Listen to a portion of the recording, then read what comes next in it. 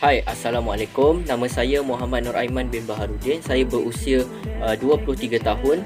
Okey, sekarang sedang menuntut di Universiti Teknologi Malaysia, Skudai Johor, dalam bidang Sarjana Muda Psikologi dan Pembangunan Sumber Manusia, di bawah Fakulti Sains Sosial dan Kemanusiaan.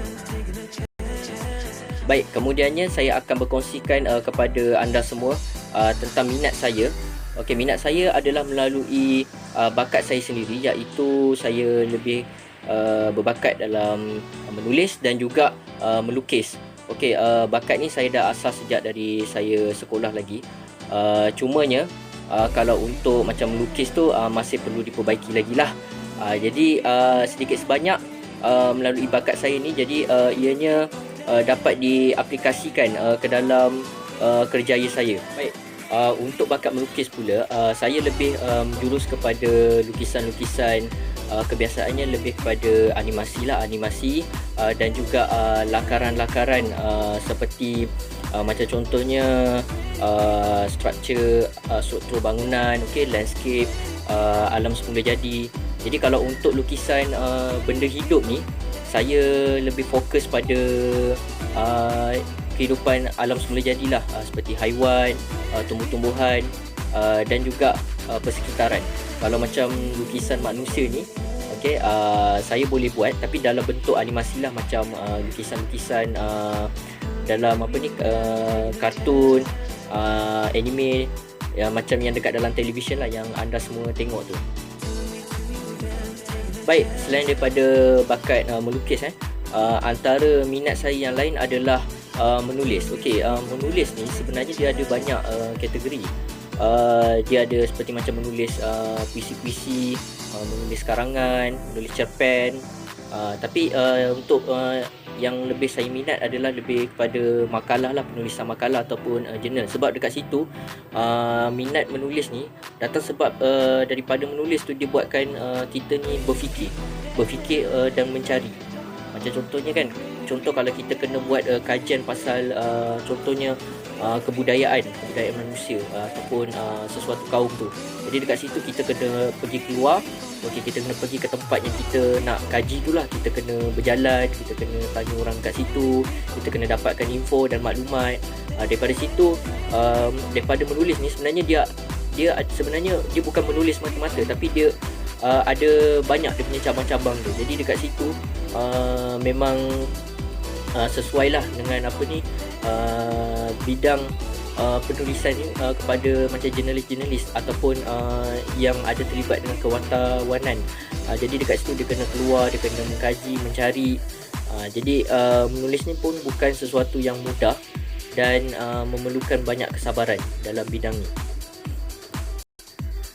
Baik, seterusnya untuk latar belakang pendidikan pula, saya mempunyai CJ Pelajaran Malaysia yang telah saya duduki pada tahun 2015. Kemudian pada pertengahan 2016 saya telah melanjutkan pelajaran ke peringkat yang lebih tinggi lah, iaitu Diploma Pentadbiran Awam di Universiti Teknologi Mara atau UiTM, Cawangan Pahang, kampus Raub. Okey, baik. Sepanjang saya berada di peringkat pengajian tinggi ni, jadi banyak perkara yang telah saya pelajari lah, selain daripada pergi ke kuliah dan juga belajar teori-teori dalam bidang saya ni. Jadi ada beberapa tambahan ataupun co-curriculum yang saya ingin selitkan juga untuk dikaitkan dengan kemahiran berdaya usaha saya yang saya akan kongsikan kepada anda semua sebentar lagi. Baik, melalui pengalaman saya menuntut di Institut Pengajian Tinggi, jadi pengalaman saya menyertai kelab-kelab dan persatuan dalaman kat sana. Jadi terdapat beberapa ciri-ciri daya usaha yang telah saya kenal pastilah sepanjang saya berada dalam kelab tu. Jadi saya belajar dalam kelab tu perkara-perkara yang sepatutnya saya belajar. Jadi yang pertama, saya jadi seorang yang berkeyakinan dan optimistik. Jadi kalau buat salah tu, jadi itu perkara biasalah. Jadi kat situ bila ada kesilapan, jadi kita akan belajar daripada kesilapan tersebut. Okey, yang kedua, saya belajar cara berfikiran kreatif dan inovatif. Jadi untuk menyelesaikan sesuatu masalah tu, jadi dia sebenarnya ada banyak cara sebenarnya. Jadi walaupun kita kekurangan peralatan ke kelengkapan ke, tapi sebenarnya kita boleh berfikir sebenarnya apa yang ada kat sekeliling kita ni kita boleh aplikasikan dia, kita boleh jadikan sebagai bantuan. Dan yang ketiga adalah sifat. Kemudian selain daripada berfikiran kreatif dan kritis, saya juga menjadi seorang yang berkebolehan mengurus. Okey, melalui jawatan-jawatan yang saya pegang, tugas-tugasan yang diberi. Jadi kat situ saya belajarlah sedikit sebanyak tentang pelbagai jenis tugasan dekat dalam suatu organisasi, daripada jadi orang bawahan sehingga dinaikkan ke, boleh katakan, jawatan yang agak tinggi lah dalam majlis tertinggi tu. Jadi dekat situ saya ada kebolehan mengurus. Okey, dan juga saya menjadi seorang yang fleksibel dalam masa yang sama. Fleksibel tu maksudnya bila ada majlis ke apa, jadi saya boleh buat macam-macam tugasan lah.